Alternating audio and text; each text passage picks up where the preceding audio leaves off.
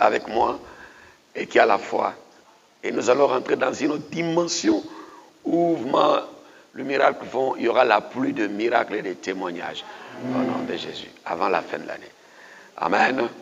On a reçu beaucoup de messages, beaucoup de paroles qui nous ont plus ramenés vers Dieu. Vous savez, tous les messages que j'ai commencé à prêcher depuis le début de l'année, Dieu m'a dit, ramène-moi mon peuple à mes pieds, ramène le peuple à mon pied. Je vous ai ramené auprès de Dieu dans la prédication. Et ce qui fait que je sens la présence de Dieu, je sens le miracle.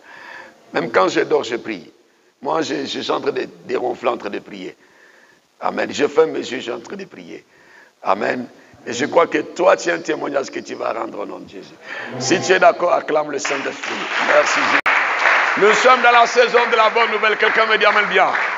Vous pouvez vous asseoir. Vous allez vous asseoir pour quelques minutes seulement.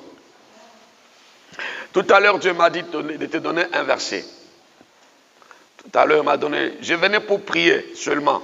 Et puis on va partir. Et l'Esprit de Dieu me donne le verset d'Ésaïe 60. Je vais lire rapidement, mission, que Dieu te bénisse. Je vais lire rapidement pour aller vite. Ésaïe 60, nous avons 3 versets que nous allons lire.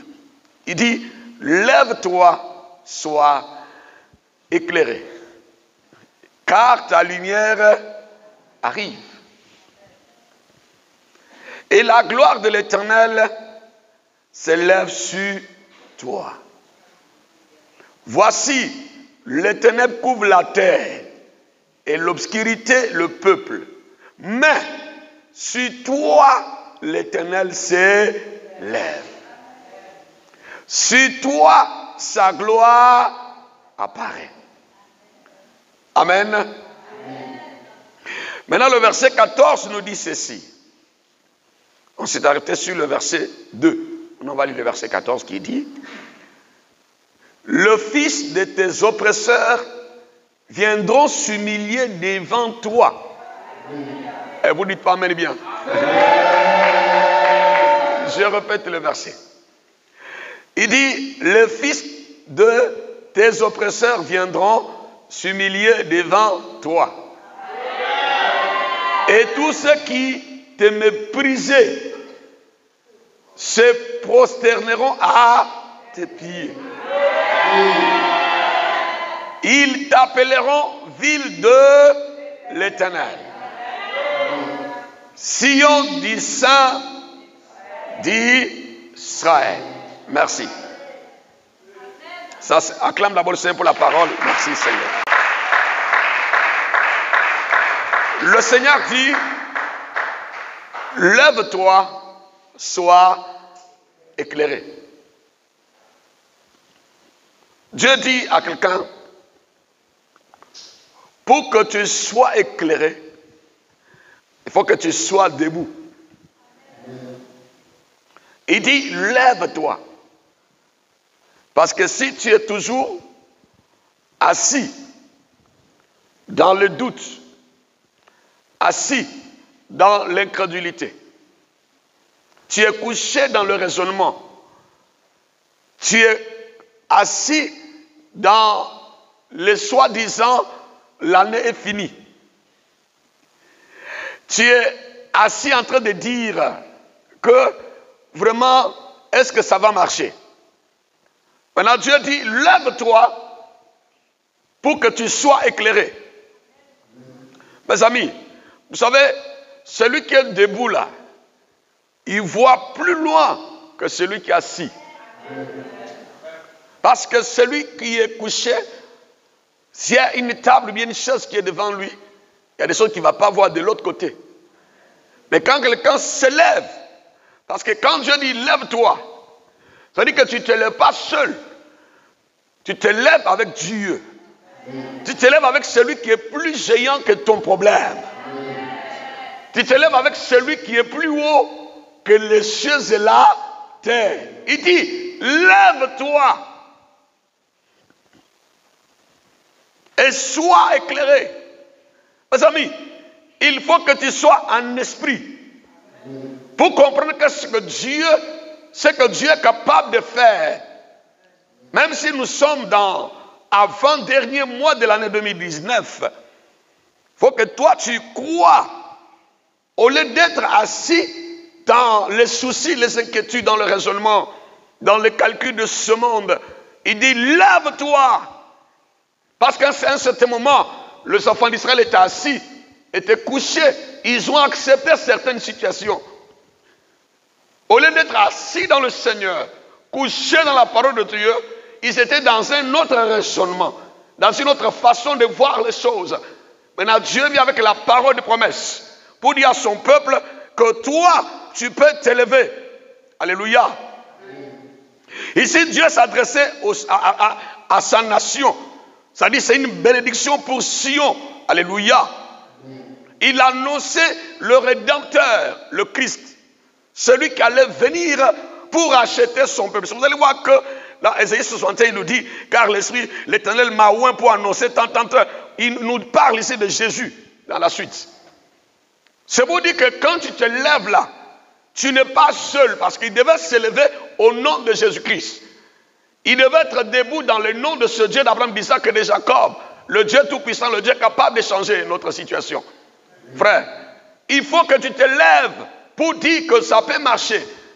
Il faut que tu aies des pensées debout, une imagination qui est debout, un langage qui est debout, une façon de voir qui est debout. Quelqu'un me dit amen bien ce soir. C'est quoi il dit? Lève-toi et sois éclairé, car ta lumière arrive. La lumière, c'est la présence de Dieu. La lumière, c'est la gloire que Dieu a promis à son peuple. Maintenant, pour expérimenter cette gloire, cette lumière qui arrive, cette restauration qui est déjà là, il faut que tu sois debout dans le Seigneur, que tu sois vivant, avoir une foi qui est debout, avoir une assurance qui est debout, avoir une façon de voir qui est debout. Quelqu'un me dit amen bien ce soir. Maintenant, si tu restes couché, assis, dans ce que les gens disent de toi, dans ce que te dit toi-même de ta situation, dans ce que la situation est en train de te dire, dans ce que le raisonnement est en train de te dire, frère, mes amis, il dit, lève-toi, sois éclairé, car ta lumière arrive. Dieu voulait dire à son peuple ici que malgré la situation, malgré les difficultés, malgré le problème, la gloire de Dieu va se manifester. Malgré les ténèbres qui sont là, malgré l'obscurité, malgré les humiliations. C'est pourquoi il dit ceci. Alléluia. Voici les ténèbres plutôt couvrent la terre. Et l'obscurité, le peuple. Parce que il voyait aussi les ténèbres là. Il voit aussi l'obscurité aussi. Les ténèbres des maladies. L'obscurité des chômages. Le ténèbre d'humiliation. L'obscurité des problèmes. Les ténèbres de non-accomplissement. L'obscurité d'échecs, des souffrances et d'attaques de la sorcellerie.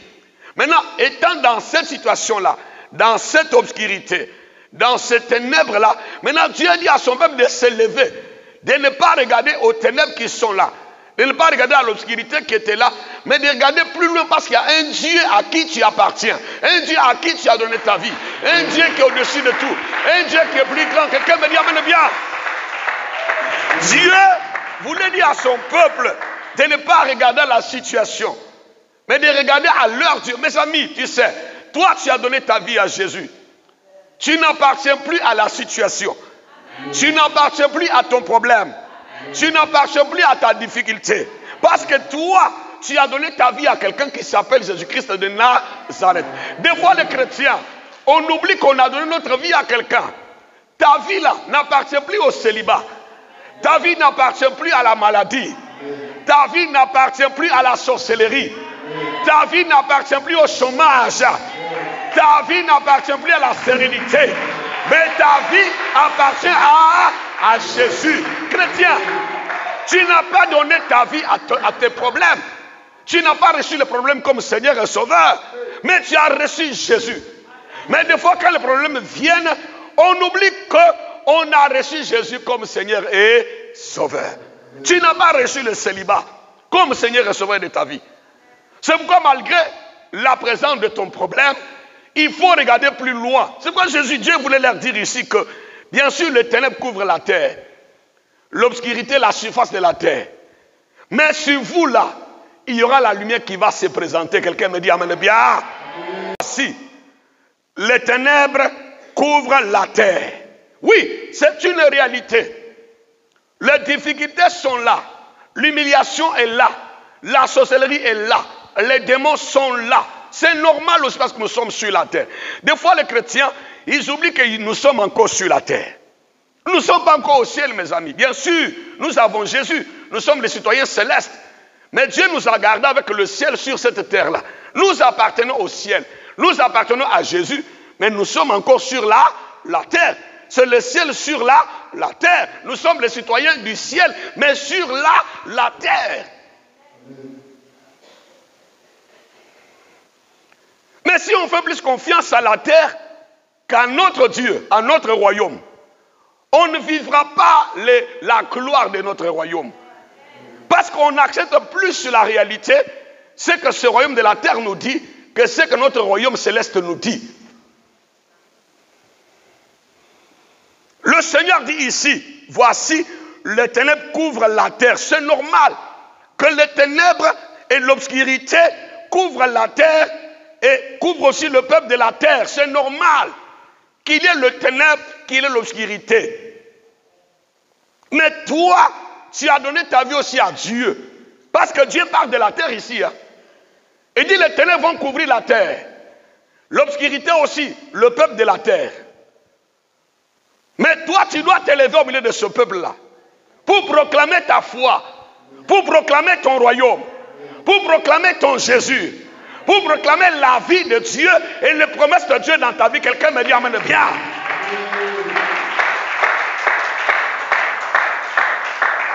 Mais des fois, les ténèbres vont tout faire pour étouffer notre foi. Tellement l'obscurité est là. Le noir est là. Les yeux physiques vont nous dire. C'est normal que les yeux physiques là acceptent que les ténèbres sont là. C'est normal que notre corps physique touche les ténèbres, c'est normal. Parce que le corps physique là nous aide à vivre sur le monde, dans ce monde physique là. Mais tu n'es pas seulement le corps physique. Tu es aussi spirituel parce que tu as Jésus. Quelqu'un me dit amen bien. C'est là, Dieu leur dit maintenant, voici, les ténèbres couvrent la terre et l'obscurité le peuple. Mais, si toi qui as donné ta vie à l'Éternel des armées, toi qui as donné ta vie à Jésus, toi qui appartiens au royaume de Jésus-Christ, au royaume qui ne changera. Vous savez que avant Jésus, après Jésus, avant sa naissance, il y a eu des royaumes qui ont existé. D'autres on ne parle plus de ce royaume-là comme de Babylone, tout ça. Ce royaume-là, on n'entend plus parler de ce royaume-là. On a divisé ces royaumes, on a changé de nom. Des royaumes de Babylone, des royaumes qui ont existé au temps de soit de Moïse, n'existent plus. Amalek, tout ça. Vous entendez les noms d'Amalek sur cette terre-là? Il y a des royaumes qui ont disparu. Mais le nom de l'Éternel des armées là ne va jamais disparaître. Quelqu'un me dit amen bien. C'est pourquoi Dieu dit, mais, on peut tout dire mais. C'est pourquoi il y a un mais qui intervient. Il dit mais sur toi. Quelqu'un dit sur moi. Dieu n'a pas dit sur vous. Hein. Il dit sur toi, sur celui qui croira. Sur celui qui se dira qu'il est le peuple de Dieu. Sur celui qui va reconnaître que lui, il appartient au royaume qui est le royaume de Jésus. Il dit sur toi Israël, sur toi mon peuple, sur toi mon fils, sur toi ma fille. Malgré le ténèbre et l'obscurité, Dieu dit, mais sur toi, chrétiens, allons en profondeur avec Dieu. Donnons Dieu une place qu'il mérite dans notre situation. Donnons à Dieu une place qu'il mérite dans notre maison. Donnons à Dieu la place qu'il doit occuper dans notre problème. Quelqu'un me dit amen bien ce soir. Il dit malgré les ténèbres et l'obscurité, mais sur toi, l'Éternel s'élève. Il dit l'Éternel, celui qui n'a ni commencement, celui qui n'a ni fin. Avant que la maladie soit appelée maladie, il a existé. Avant que l'échec devienne l'échec, parce que l'échec a commencé un jour. Quand Adam et Ève ont péché, c'est là les problèmes ont commencé un jour. Mais avant que les problèmes commencent, le célibat commence, la stérilité soit stérilité, la maladie soit maladie, l'humiliation soit humiliation, le chômage soit le chômage. Lui, il a existé avant toutes ces choses-là. Et quand ces choses vont passer aussi, il va continuer à exister. C'est pourquoi il dit, mais sur toi, celui qui n'a ni commencement ni fin, celui qui ne finira jamais, celui qu'on appelle l'Éternel des armées, le Dieu de tous les temps, mais sur toi, l'Éternel s'élève. Mes amis, il dit, lève-toi pour que l'Éternel s'élève.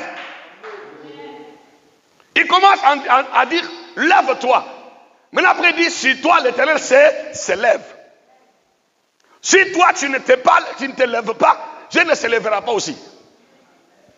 Dieu sera debout pour celui qui est debout pour lui. Dieu sera présent pour celui qui est présent pour lui. Dieu sera vivant pour celui qui est vivant pour Dieu.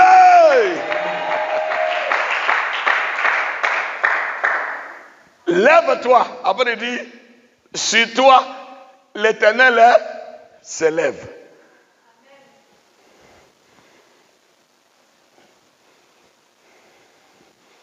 Quelqu'un me dit amen bien. Amen. Et sur toi sa gloire apparaît.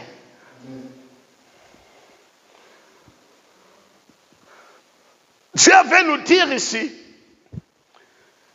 même si tout est noir, mais toi tu seras éclairé par la gloire de Dieu. Dans les noirs d'Israël, dans leurs ténèbres, dans leur obscurité, la colonne de feu était là. La gloire de Dieu était là pour les éclairer. Pendant que les gens vivaient la nuit et ils vivaient le jour. C'est-à-dire que pendant que les gens vivent l'échec, toi, tu peux vivre le succès. Pendant que les gens vivent la maladie, toi, tu peux vivre la santé. Pendant que les gens vivent le chômage, toi, tu peux vivre le travail. Pendant que les gens vivent le non-accomplissement, toi, tu peux vivre le contraire. Quelqu'un me dit amen bien ce soir. Mes amis, Dieu te dit, il dit toujours sur toi, sa gloire apparaît. Pendant que les gens n'avaient pas mangé pendant 3 ans et 6 mois, la veuve de Sarepta, sur elle, il y avait la nourriture dans sa maison. Il y avait la gloire des supermarchés. Pendant qu'il n'y avait plus à manger en Israël, mais dans sa maison, il y avait la gloire de la nourriture. Dieu n'a point changé, mes amis. Mais ce sont des hommes qui ont changé. C'est la foi qui a changé. C'est la façon de voir Dieu qui a changé. C'est la façon de prier Dieu. La façon d'aimer Dieu a changé. La façon de vivre Dieu a changé, mes amis. Mais Dieu, lui, il m'a dit même hier nuit qu'il n'a point changé. Mais ce sont les hommes qui ont changé. Quelqu'un me dit amen très bien. On va se tenir debout. Je suis debout pour toi. Je veux que tu sois debout ce soir. Seigneur, tu me dis ce soir, lève-toi. Je me lève ce soir. Je suis debout pour proclamer ma foi en Jésus. Pour dire qu'avec Jésus-Christ, je ferai des exploits. Il écrasera mes ennemis. Je proclame ce soir, si Jésus-Christ est pour moi, qui sera contre moi? Je proclame ce soir que rien n'est impossible en Jésus-Christ de Nazareth. Je proclame ce soir que l'Éternel des armées est avec moi. Je proclame ce soir qu'il n'y a plus donc aucune condamnation pour celui qui est en Jésus. Je proclame ce soir que sur le Fils de Dieu, Jésus-Christ, m'a franchi ce soir, je serai vraiment libre. Au nom de Jésus, je me sépare de la façon de voir de ce monde. Au nom de Jésus, je proclame que ma foi est grande. J'accepte ce soir de croire et de regarder comme Jésus regarde. Et je proclame ce soir que je suis debout devant le Seigneur Jésus-Christ pour qu'il m'éclaire. Je suis éclairé ce soir au nom de Jésus. Je suis éclairé par l'élévation au nom de Jésus. Je suis éclairé par le travail au nom de Jésus. Je suis éclairé dans les finances au nom de Jésus. Je suis éclairé dans le milliard au nom de Jésus. Je suis éclairé dans les succès. Commence à proclamer que tu es éclairé ce soir.